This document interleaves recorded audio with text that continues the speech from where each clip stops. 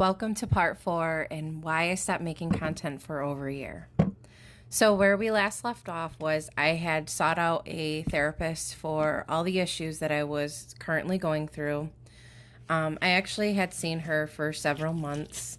We did get down to the root of my issues and why I felt so guilty and why I felt like a failure at everything, and which was great. I'm glad that we finally got to the root of the problem because now I'm able to identify the triggers. So I won't ever get to that place where I got. And that's a great thing to have those tools to be able to identify and be able to pull myself out before it gets bad. So if you're someone struggling, not with specific issues I went through, but just struggling in general, definitely seek out professional help if you can.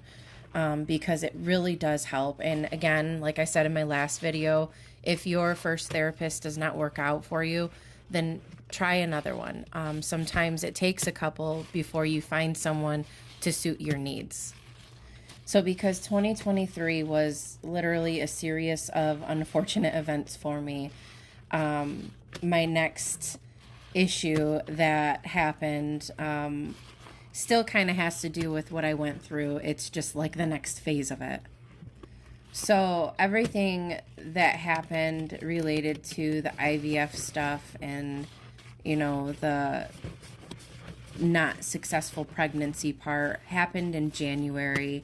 Seeing the therapist happened in January and then months later too. Like it wasn't like seeing her one and done. It's an ongoing process, but the other issues happened in February, March, and April. So February, I had to see my OBGYN and just do a follow-up. She wanted me to schedule a procedure just to make sure that everything passed completely because my periods were not normal. They didn't return normal. They were kind of heavy and painful, and so she wanted to see what was going on inside my uterus. So in March, I had a procedure done. She did say there was some tissue she needed to clean out, so she cleaned that out in March. And then from that procedure, I had been bleeding since that day, which was normal because they have to go in through that area. But I had been bleeding well into April, which was not normal.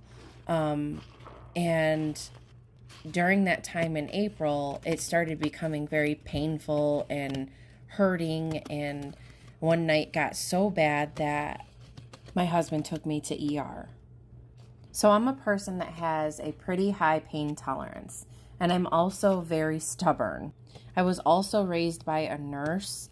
So when I am sick or I feel pain or anything, I call my mom and I just double check with her. And she is usually the one to tell me, okay, yeah, I think you should probably go to the emergency room, or you should go to the hospital or the doctor or whatever the case may be. And she was the one who told me that night, yeah, you should probably go. If your pain's not stopping, something is really wrong. So we went and we get to the emergency room. It was pretty packed. Of course, because of what I was going through, I didn't think they were going to take me serious because, I'm bleeding and I'm a woman, and a lot of emergency rooms are like, oh, she's just having a bad period, and, they don't really take you serious. That was another reason why I didn't want to go, because I thought I'm just having really bad cramps or something.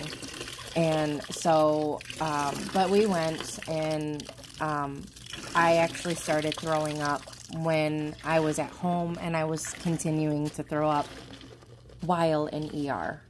They did triage me while I was in ER, and all my vitals were up. My heart rate, blood pressure, and temperature, which is all consistent with the pain that I was feeling, but the temperature is, because it was higher, that's consistent with infection.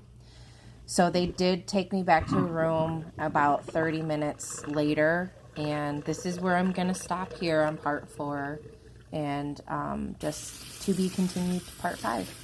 Thank you so much for listening to my story and watching my video. I appreciate all of you.